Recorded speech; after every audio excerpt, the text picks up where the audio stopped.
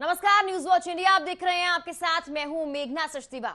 इस खास प्रोग्राम में हम बात करेंगे आपके सरोकार की और शुरुआत करेंगे योगी के उस एक्शन से जिसका असर भी अब नजर आने लगा है।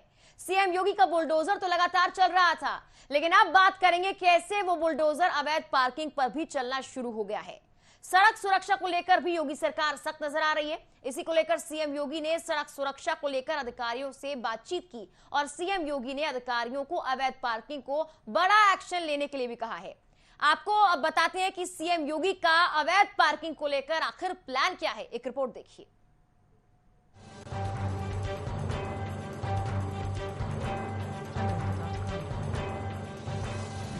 सड़क सुरक्षा को लेकर सख्त हुए सीएम योगी। अवैध पार्किंग पर योगी का बड़ा एक्शन। यूपी में गुंडे और माफियाओं की खैर नहीं। अवैध पार्किंग को लेकर योगी का बुलडोजर प्लान। सड़कों पर नहीं होगी नमाज, सड़कों से हटाई जाएंगी अवैध पार्किंग। योगी सरकार लगातार एक्शन मोड में है। उत्तर प्रदेश में गुंडे माफियाओं को लेकर सरकार का बुलडोजर चल रहा है और इसी को लेकर सीएम योगी ने सड़क सुरक्षा के कार्यक्रम में अधिकारियों को सख्त निर्देश दिए हैं और कहा कि कुछ दिन पहले रामनवमी, अक्षय तृतीया, परशुराम जयंती और ईद सहित अनेक पर्वों की शांति और सौहार्दपूर्ण आयोजन के माध्यम से उत्तर प्रदेश ने एक बड़ा सकारात्मक संदेश दिया है। शासन के निर्देश हैं कि जो भी अवैध पार्किंग चल रही है उसको खत्म किया जाए और उसको खत्म करने के बाद पार्किंग के जो वैकल्पिक स्थान है उसका चयन किया जाए। उसी के क्रम में हम लोग शहर भर में देख रहे हैं कहाँ पे अवैध रूप से पार्किंग चल रही है और कहाँ ऐसी जगह है जहाँ की उसको हम चयनित कर लें पार्किंग के लिए। तो उसी के क्रम में आज हम लोग ने जो है शहर भर में भ्रमण किया है और कुछ जगहों को देखा है कि जहाँ पे हम लोग पार्किंग बना सकते हैं, जैसा कि शासन के भी निर्देश हैं माननीय उच्च।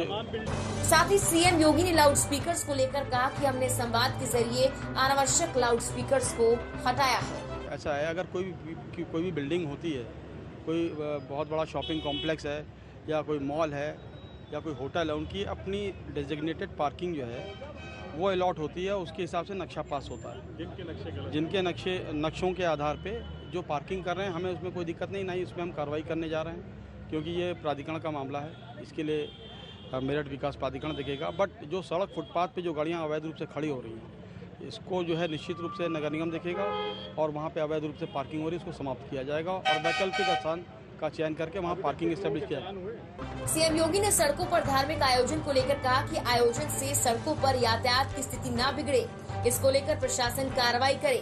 साथ ही योगी ने सड़क पर नमाज पढ़ने वालों को लेकर कहा कि सड़क की किसी प्रकार की अव्यवस्था न हो। अभी कल भी हम लोगों ने 4-5 स्थलों पे जो है चेकिंग किया था, जिसमें ये देखा था कि यहाँ पे अवैध रूप से पार्किंग हो रही है। वहाँ पे हम लोगों ने पार्किंग को बंद कराया है और जगहों को स्थल करके, चूँकि बहुत सारे ऐसे स्थान हैं जिनकी जो टेंडर प्रक्रिया में है, जिनकी पार्किंग अभी टेंडर प्रक्रिया में है। टीमें लगाई गई हैं आपकी तरफ से? नहीं, टीमें क्या, हमारे तो प्रवर्तन दल लगा हुआ है, हमारे जो सहायक नगर आयुक्त हैं जो उसको देख रहे हैं पार्किंग को, वो हैं। बाकी नगर निगम की सारी टीम है। वहीं सीएम योगी ने रेहड़ी पटरी पर दुकान लगाने वालों से कहा कि एक जगह को सुनिश्चित कर लिया जाए। व्यापारियों को संवाद के जरिए बताया जाए कि अपनी सीमा के अंदर ही दुकान लगाई जाए।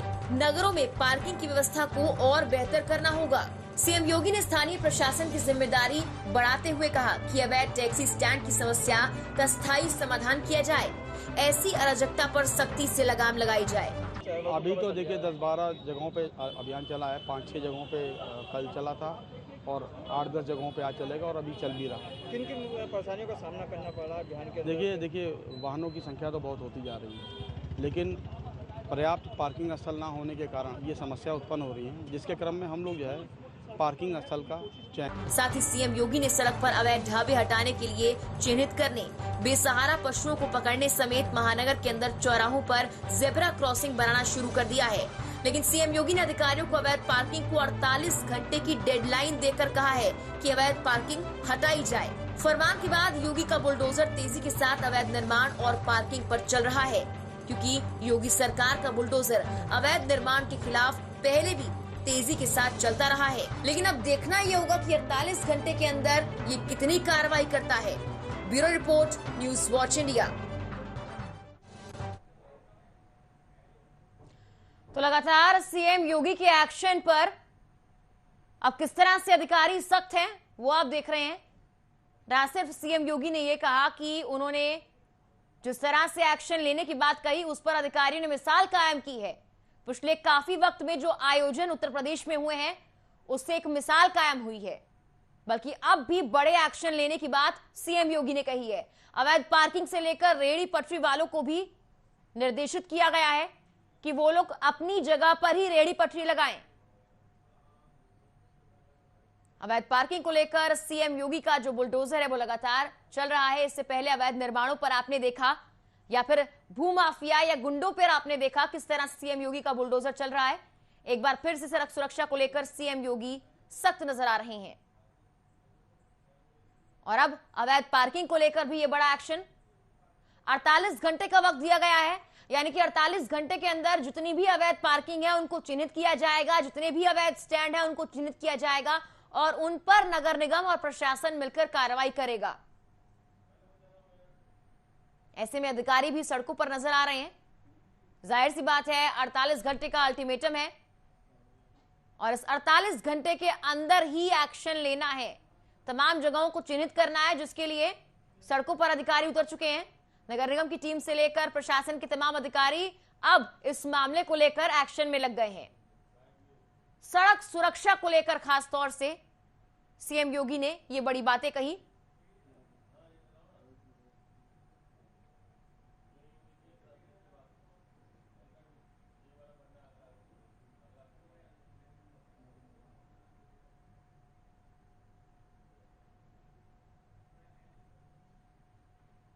तो आपको बता दें कि अवैध पार्किंग को लेकर सीएम योगी एक्शन मोड में है और अधिकारी भी अब लगातार सड़कों पर नजर आ रहे हैं। 48 घंटे का अल्टीमेटम अधिकारियों को दे दिया गया है, क्योंकि इससे पहले भी जो आयोजन हुए हैं उत्तर प्रदेश में उनको लेकर सीएम योगी ने कहा कि पूरी तरह से मिसाल कायम की है। और अब सड़क सुरक्षा की बात। मेरठ से हमारे सहयोगी मनोवर चौहान जुड़ गए हमारे साथ।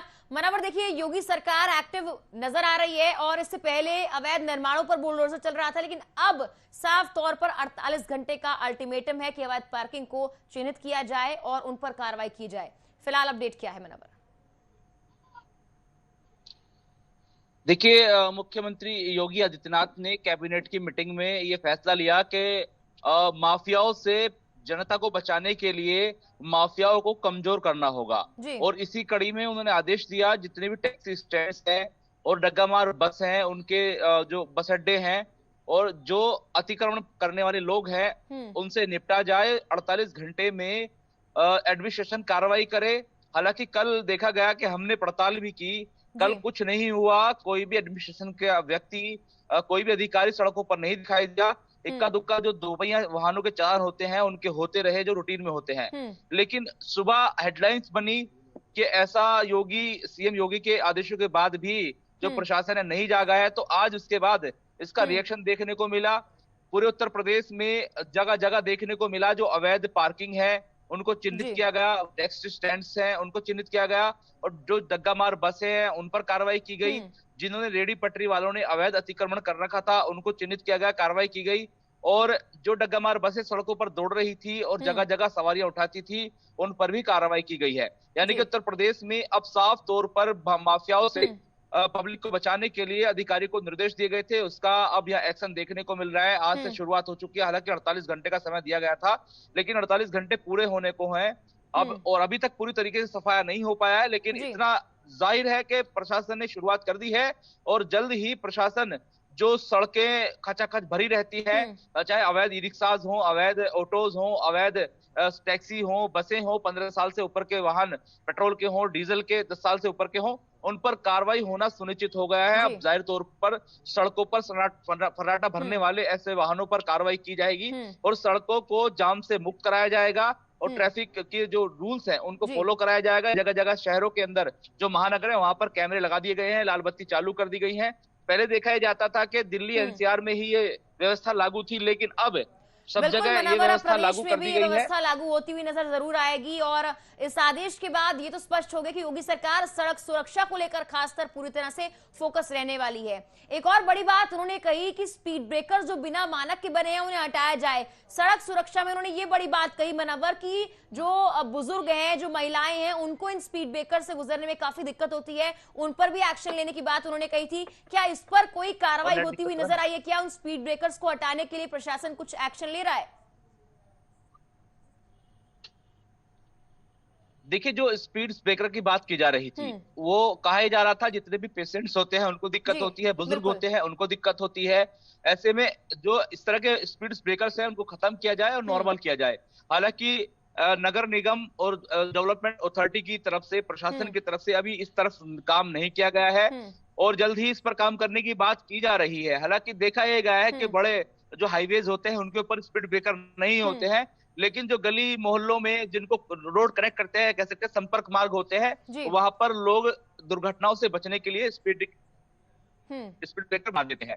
बिल्कुल मनव्वर, यहाँ पर यह आदेश भी दिया गया है लेकिन कि होता क्या है, दुर्घटना नमाज नहीं पढ़ी जाएगी और जो दिक्कत होती है। हालांकि पिछले काफी दिनों में हमने देखा कि जो एक्शन सीएम योगी ने लिए हैं या जो आदेश दिए हैं उनका पालन काफी अच्छी तरीके से किया गया है। खुद सीएम योगी ने इस बात का जिक्र किया कि जो आयोजन हुए थे वो सभी सौहार्दपूर्ण निपट गए हैं। उन आयोजन के बाद अब ये फैसला लेना कि सड़कों पर नमाज नहीं पढ़ी जाएगी, क्या इसको लेकर कोई प्रतिक्रिया सामने आई है अब तक? देखिए, आज जुमे का दिन था और सुबह से ही पुलिस मुस्तैद थी। पुलिस ने साफ कर दिया कि कोई भी धार्मिक आयोजन अब सड़कों पर नहीं होगा और बिना अनुमति के अगर किसी ने आयोजन कर दिया उस पर कार्रवाई की जाएगी। फिर चाहे बहुसंख्यक हो, अल्पसंख्यक हो, हिंदू हो, मुस्लिम हो, इससे फर्क नहीं पड़ता। मुख्यमंत्री योगी आदित्यनाथ ने सबका साथ सबका विकास का नारा देते हुए इस तरह के आदेश दिए कि बिना परमिशन के ना तो नमाज होगी और ना ही सड़कों पर किसी प्रकार का आयोजन होगा। यात्राएं निकलेंगी, शोभा यात्राएं निकलेंगी। हालांकि इधर जो देखा जा रहा था, महाराष्ट्र से एक विवाद उठा माइक को लेकर के, लाउड स्पीकर को लेकर के, उसको भी मुख्यमंत्री ने शांत कर दिया और मुख्यमंत्री के एक आदेश के बाद वो शांत हुआ। लोगों ने खुद पहल की और खुद ही अपने अपने स्थानों से जो धार्मिक स्थल थे वहां से लाउड स्पीकर उतारे। उसके बाद ये जो विवाद था सड़कों पर नमाज पढ़ने का या फिर सड़कों पर रैलियों का आयोजन करने का, शोभा यात्रा निकालने का, वो प्रचलन भी मुख्यमंत्री ने खत्म कर दिया। हालांकि इक्का दुक्का जगह जो शहर है उनमें शोभा यात्राएं निकाली गई बिना परमिशन के, लेकिन उन पर कार्रवाई करते हुए उनके खिलाफ मुकदमे दर्ज किए गए और चेताया गया कि भविष्य में अगर आपने ऐसे किया तो जाहिर तौर पर आपको सलाखों के पीछे जाना पड़ेगा। तो सभी जितने भी इस तरह के मामले थे उन पर विराम मुख्यमंत्री ने लगाया और एक नई पहल अब की है जिसको हर आदमी, हर व्यक्ति सराह रहा है, हर नागरिक सराह रहा है। और जो माफिया है, चाहे भूमाफिया हो, चाहे ट्रांसपोर्टेशन माफिया हो, चाहे एजुकेशन माफिया हो, और चाहे जो रेडी और जो ये ठेले होते हैं, इनको चलाने वाले माफिया जो कि ठेके ले लेते हैं, अपनी दुकानों के सामने अतिक्रमण करा लेते हैं, उनसे पैसे उगाते हैं और सड़क को ब्लॉक कर देते हैं। इस तरह के लोगों की शामत आ चुकी है। इस तरह के लोगों पर कार्रवाई करने के लिए मुख्यमंत्री ने साफ आदेश दिए हैं। फिलहाल तो ये जो प्रोग्राम चल रहा है इसमें केवल और केवल जो बड़े स्टैंड्स हैं, टैक्सी स्टैंड्स हैं, बस स्टैंड्स हैं, उन पर कार्रवाई की जा रही है और जो रेडी ठेले वाले हैं उनको चेताया जा रहा है। अगर भविष्य में वो लोग नहीं मानेंगे तो जो रेडी ठेले उन पर तो कार्रवाई होगी ही, साथ ही उन लोगों पर भी होगी जिनकी दुकानों के सामने, प्रतिष्ठानों के सामने और जिनके कारोबारियों के सामने वो लोग खड़े होते हैं और उन्हें कुछ पैसे दे करके जाम लगा देते हैं, रोड ब्लॉक कर देते हैं। यानी कि मुख्यमंत्री योगी आदित्यनाथ पूरे प्रदेश को अब क्लीन स्वीप देखना चाहते हैं, किसी प्रकार की कोई गड़बड़ी नहीं देखना चाहते हैं और शायद जनता भी उनका सपोर्ट करना चाहती है, लेकिन कुछ लोग ऐसे होते हैं, आप समझ सकते हैं, कहीं ना कहीं इस फैसले की सराहना की जा रही है। हालांकि 48 घंटे का अल्टीमेटम अमल में कैसे लाया जाएगा, कैसे आगे बढ़ाया जाएगा, देखने वाली बात है। आप लगातार हमारे साथ बने रहिए, तमाम और खबरों को लेकर आपसे हम अपडेट देते रहेंगे। चलिए बात सरोकार की में अब हम बात करते हैं दूसरी तस्वीर की, दूसरी खबर की। मेरठ से ही खबर है, मेरठ के उस इलाके की जहां सरकारी सुविधाएं नदारद हैं। इस इलाके की सड़कों पर गंदगी है और अवैध रोड़ी डस्ट है। ईंट के कारोबार से लोग परेशान हैं। मेरठ का समर गार्डन इलाका, इस इलाके की कायाकल्प कैसे होगा, ये बहुत बड़ा सवाल है। देखिए हमारे सहयोगी मनव्वर चौहान की ये ग्राउंड रिपोर्ट। नमस्कार, मैं हूं मनव्वर चौहान और आप देख रहे हैं न्यूज वॉच इंडिया। आज अपने खास प्रोग्राम बात सरोकारकी में बात करेंगे मेरठ के उस इलाके की जहां पर सरकारी सुविधाएं नहीं है। सबसे हैरत की बात है, इस इलाके में ना तो सरकारी स्कूल है और ना ही कोई बैंक और एटीएम। हालत खस्ता है, सड़कें टूटी हुई हैं और जो नाले हैं वो पूरी तरह से चौक हैं। ज्यादातर इलाकों में नाले की और निकासी जो कह सकते हैं उसकी व्यवस्था नहीं है, जिसके चलते इलाके में पानी भरा रहता है। यहाँ के जो लोग हैं वो काफी परेशान हैं और लगातार न्यूज वॉच इंडिया से अपील कर रहे थे कि इस इलाके की आवाज को उठाया जाए और हुक्मरानों तक पहुंचाया जाए। मेरे साथ तमाम वो स्थानीय लोग जुड़ेंगे जो यहाँ पर परेशान है और अपनी बात रखना चाहते हैं, शासन प्रशासन को अपनी बात से अवगत कराना चाहते हैं। अब मेरे पीछे देखिए कि तमाम लोग जो हैं जुड़ चुके हैं। हालांकि इस इलाके की अगर मैं बात करूं तो मेरठ की दक्षिण विधानसभा सीट का इलाका है, समर गार्डन को कहते हैं और समर गार्डन मेरठ में मशहूर है, जहां कोई भी सरकारी सुविधा नहीं है। हालांकि इस कॉलोनी के अंदर बड़ी बड़ी सीवर लाइनें डाल दी गई हैं, लेकिन अभी तक चालू नहीं हो पाए, जिसके चलते यह इलाका नरकीय रहता है और यहाँ के इलाके के लोग नरकीय जिंदगी जीने को मजबूर है। मेरे साथ जुड़ेंगे यहाँ के स्थानीय लोग हैं, व्यापारी भी हैं और इनसे मैं बात करता हूँ। सब आप लगातार ये बात उठा रहे थे कि यहाँ की आवाज उठाई जाए, बताया जाए, यहाँ ऐसे क्या समस्या आपको आन पड़ी है जो आपने न्यूज वॉच इंडिया को याद किया? असल में ऐसा है कि यहाँ पर समस्या इतनी ज़्यादा है कि किसी भी तरह से देख लें आप, यहाँ पे नाले या पानी की कोई निकासी नहीं है। फिर यहाँ पर दूसरा कोई सरकारी बैंक नहीं, कोई सरकारी स्कूल नहीं, मतलब कोई भी सरकारी सुविधा के नाम पर यहाँ पर कोई चीज़ नहीं है। यहाँ जितना निकलना, अभी बरसात का मौसम आने वाला है, यहाँ इतनी सड़कें दिखाई दे रही है, ये भी नहीं दिखाई देगी। आने वाले टाइम ऐसा हो जाएगा कि यहाँ पे पानी इतना भर जाएगा कि घरों के अंदर भी पहुँच जाएगा पानी। तो सरकार से हमारी यही मांग थी कि यहाँ पर भी इतना ध्यान दें, यहाँ की सड़कें भी बनाएं, क्योंकि हमारे हाउस टैक्स इतने ज़्यादा लगा दिए हैं कि शायद ही आबू लैन या बेगम पुल पे भी ना लगे हों। तो कितने हाउस टैक्स आपके आ रहे हैं? हाउस टैक्स तो यहाँ पे किसी के 2 लाख 3 लाख 4 लाख के हिसाब से हैं, मतलब ये के 400 500 या 300 400 रुपये नहीं, लाखों के हिसाब से हाउस टैक्स आ रहे हैं। कितने समय का है ये? 3 साल 4 साल के हैं। तो इतना सब हाउस टैक्स आ रहा है, आपने कहीं शिकायत की कि हाउस टैक्स आ रहा है इलाके में, सरकार की फैसिलिटीज तो है ही? शिकायत की है, वहाँ पर नगर निगम भी गए हैं, काफ़ी टाइम से जाते रहे हैं, कई साल हो चुके हैं, पर कोई सुनवाई नहीं होती है, सिर्फ कागजी कार्रवाई है और इसके अलावा कुछ नहीं है। अच्छा, मैं यहाँ पर आया हूँ, देखने में आ रहा है यहाँ पर जो मटीरियल का काम है बहुत ज़्यादा है। एनजीटी के साफ आदेश है, मटीरियल काम करने के लिए कुछ मानक होते हैं और मटीरियल का काम करने से प्रदूषण जो है खराब होता है। तो यहाँ की जो आबोहवा है उसमें कण है, तो फैलो भी जाती है, लोगों को परेशानी भी होती है और इस परेशानी से लोग दो चार हो रहे हैं। ट्रकों का भी यहाँ पर कहते हैं बहुत ज़्यादा आवागमन है, तो ऐसे में स्थानीय लोगों को कितनी दिक्कतें होती हैं? दिक्कत कितनी हो रही है सर कि एक मैं स्मोकिंग करता हूँ, इतनी मुझे स्मोकिंग से भी दिक्कत नहीं है, जितना कि धूल मट्टी इतनी ज़्यादा है कि आदमी 5 मिनट अगर रोड पे बैठ जाए कुर्सी लेके, तो 2 घंटे के बाद उसके घर वाले उसको पहचानने के लिए कि ये आदमी वही है कि दूसरा है। अच्छा। इतना प्रदूषण जो है धूल मट्टी का है और यहाँ पे जो खरंजे बनाए गए हैं उसके ऊपर इतनी मट्टी डाल दी गई है कि खरंजे जो है जहाँ खड्डे थे या इस तरीके से नए खरंजे हो गई, तो खड्डे बिछा के एकसार कर दिए गए हैं और उसकी धूल मट्टी जो गाड़ी पे वाहन चलते हैं वो सारी धूल मट्टी घरों में घुसती है और बच्चों को भी, बूढ़ों को भी और जवानों को भी, सबको बहुत बड़ी प्रॉब्लम। अच्छा, एक चीज़ मैं देख रहा हूँ, जहाँ की मेन रोड है वो काफ़ी ऊंची बना दी गई है, जो बस्ती वाली रोड है जैसे ये है, दिखाएं कैमरा से कहूँ, वो बहुत नीची है, तो इस वजह से भी यहाँ पानी का जो कह सकते हैं निकासी नहीं हो पा रही है, दिक्कतें हैं, स्थानीय लोगों को परेशानी है। तो ऐसे क्या लगता है आपको, क्या अनदेखी की गई है इस इलाके की? सर अनदेखी तो हमेशा ये यहाँ पर होती रहती है, क्योंकि वजह क्या है, अभी कोई आदमी आवाज़ उठाने को जो तैयार होता है उसके ऊपर क्या होता है, नहीं तुम्हें क्या जरूरत है, तुम्हें जब अविनाशकारी लोग हैं और हमें परेशानी है तो हम आवाज़ उठाने की जरूरत हमें ही है। अब सर अभी रोडी डैस्ट या इतना धूल मट्टी प्रदूषण है, अभी कोई शिकायत करे तो आदमी एमडी वाले आते हैं और 2 दिन में वो साफ करके जाते हैं, उसके बाद वो क्या करते हैं, कैसे करते हैं, क्या एडजस्ट करते हैं, फिर वो रोडी डैस्ट ये सब वहीं के वहीं रहती है। तो शिकायत करने के बावजूद भी जब यहाँ इतनी रोडी डैस्ट या सब जो इतना प्रदूषण फैला हुआ है, तो हमारी ये समझ में नहीं आता ये जानबूझ के एमडी वाले करवा रहे हैं या खुद कर रहे हैं। तो सर हमारी यही समस्या आपके चैनल के माध्यम से कि सर हमारी ये जो परेशानी है इसे दूर करी जाए। अच्छा, मुझे एक चीज़ बताइए, आप आगे यहाँ की जो बच्ची हैं, बच्चे हैं, बच्चियाँ हैं, वो कहाँ पढ़ने जाते हैं? क्योंकि बताया गया कि हमें सरकारी स्कूल में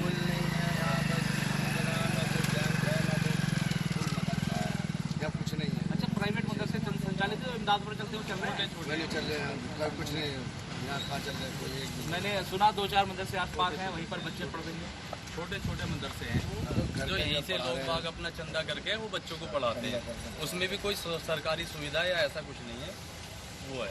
तो गवर्नमेंट ने जो मानदेय मिल रहा था, जो ग्रांट मिल रहा था, वो भी जो नए मदरसे को खत्म कर दिया है। मेरठ में कुल 3 मदरसों को मिलता है, वो बात अलग है, लेकिन इमदाद पे यहाँ के जो मदरसे संचालित हैं उन लोगों ने आवाज उठाई, न्यूज वॉच इंडिया के माध्यम से बताया कि इस इलाके में ना तो स्कूल है, ना बैंक है, ना ATM है।